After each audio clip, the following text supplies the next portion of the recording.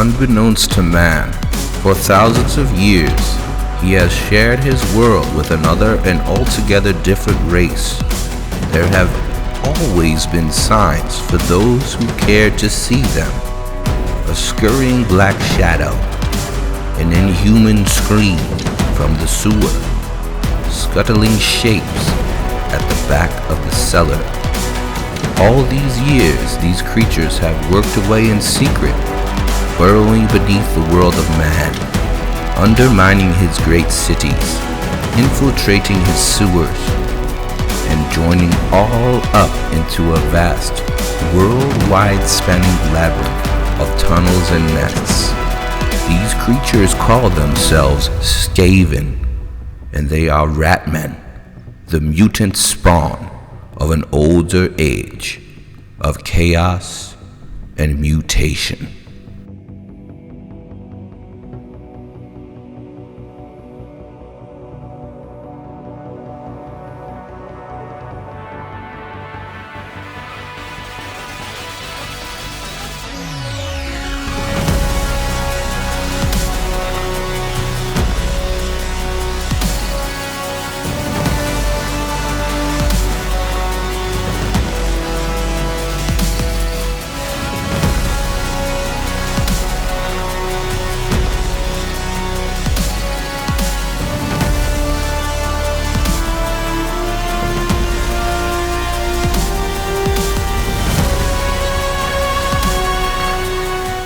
Hello again, my friends, and welcome back to the channel. Just want to shout out some appreciation out there for all the likes and the subscriptions on the YouTube here. I'm pretty new to this, so it's amazing to meet all of you and contribute something to the World Wide Web. So today we are back doing more Mordheim videos, and we are looking into building a Skaven Warband. And of course, I'm going to my mini factory to One Page Rules, my favorite miniature 3D printing subscription service. And I found some really cool proxy units here for Skaven here. And I'm gonna do some rat ogres and some Eshin assassins, and we're gonna show you in the video here how to paint those boys. And here though, I'm going to explore and show you something that we haven't seen yet on the channel, but we've talked about. Now this is Mordheim.net, which is kind of the little forum on the internet, the little corner of the internet that people are still contributing creative things to the Mordheim community. And over here there's like different warbands that you can use. The rules are online, so if you're interested in getting into this game and you don't want to spend $300 to $400 on eBay to get a copy, all the resources that you need to play and build warbands, play campaigns, play scenarios are on this website. And it has this cool little kind of grimdark feel to it, and there is just a lot of resources here for you. I myself am very interested in some of the warbands here that are not from the original game that people have created, but the warbands that they have created are in lore. They're like the Wood Elves, the Dark Elves, and I'm interested in playing some games with some of those factions that weren't included in the original set. So here I have some of these rat ogre models that I've printed out from One Page Rules, and I'll put a link down below for all the One Page Rules models, all the STLs that you see, all the terrain that I've built on the table that you saw in the previous footage and the footage at the end of the video, and also a link to the Mordheim.net, which we spoke about before. And now I'm just starting off with kind of like the most difficult parts of this model. Now beforehand I have primed these models in black and then done a dry brushing with white, and now I'm using some speed paint colors here, some brown and some tan, and also this Crusader skin here to do the tail. Just kind of using some of the fleshy, sort of earthy tones to paint the fur and the flesh of these here ratty boys. And you can see how these speed paints are just really nice.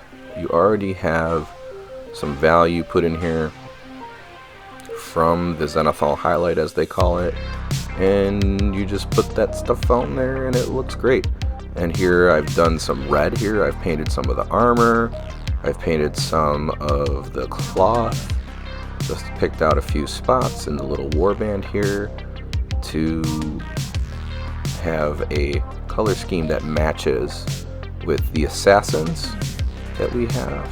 And then I have a couple other smaller Skaven boys that I printed, but I'm gonna paint them in the same way that I printed these guys, and you're gonna just see them at the end of the video because it's very repetitive.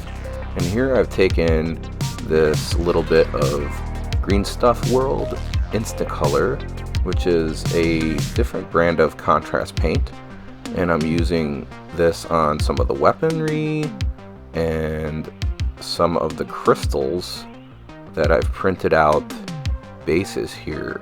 Now the one-page rules Skaven models are kind of missing like the warpstone steampunk vibe.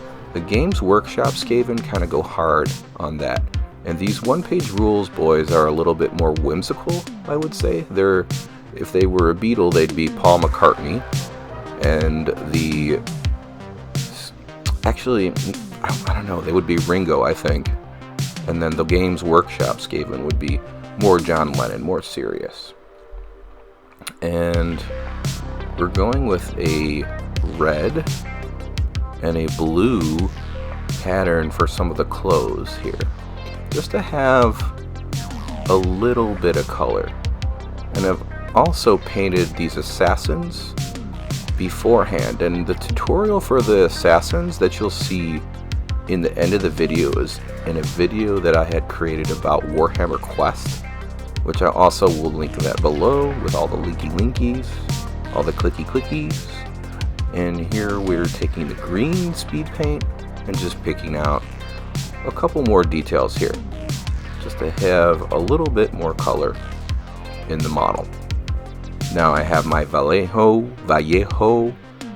however you say it, metallic, which is an amazing like one coat metallic. And we're going to pick out some of the pieces on here and just give them a little bit of coat of this metallic paint. And we're going to do the same thing with this gold here. Now I'm just doing a simple coat with these metallics because eventually, even though I've done a Zenithal highlight onto this piece before, we are going to hit these Skaven / ratty boys with a wash towards the end of the painting of the model. So we are going to go back and give that metal a real kind of grungy look, because rat dudes aren't very hygienic. You know, they're dirty and they come from the sewer and all that sort of thing. So we want these guys to eventually look pretty grungy. And right now they're kind of very colorful. But we're going to use the wash to dull all that down and blend all that together. And we're going to do it with oil paints. And don't be afraid of oil paints. Oil paints are very, very forgiving. More forgiving than acrylic paints. They take about 24 hours to really completely dry. So what that allows you to do is to use the thinner, because you don't use water with oil paints, and you use the thinner to move and blend, and you can just kind of cover your mistakes. You can move things around. And not only that, the surface tension of oil paint just rests at a certain viscosity that allows it to really just flow Using oil paints on miniatures for me was one of those light bulb eureka moments, like when I first discovered wet blending, when I first discovered 3D printing, when I first discovered that pink EVA foam. It really changed things for me. And oil paints are just the best washes, and you can kind of see here how I've thinned this black down and how it just flows so beautifully into all the cracks. And at first the model is going to look very, very dirty. It's going to almost look like we ruined it, like we threw it in the mud. But as we let it rest, the oil paint will flow more, and it will settle much like contrast paint, much like speed paint, over the raised surfaces. And it's going to make our model look pretty good. And it looks good right now, but what we're going to do is we're going to let that oil paint dry a little bit, and I'm going to take this little Q-tip here, and I'm going to dip it in some of the thinner, because we don't use water with oil paints, and I'm going to just gently remove some of the paint from these raised surfaces here to bring back some of the color and detail, but only in the areas that we want. And we get that amazing definition and that amazing grime on these oil paints. And oil paints too, I think, are a really good bang for your buck. You're gonna buy a tiny little nice quality black or brown oil paint to start making these washes with, and that will last you a very long time. You're never gonna run out of that stuff. And then we just go back, do a couple highlights, and these guys are done. And I hope you enjoyed this painting tutorial, and we're gonna roll that beautiful bean footage. See you next time.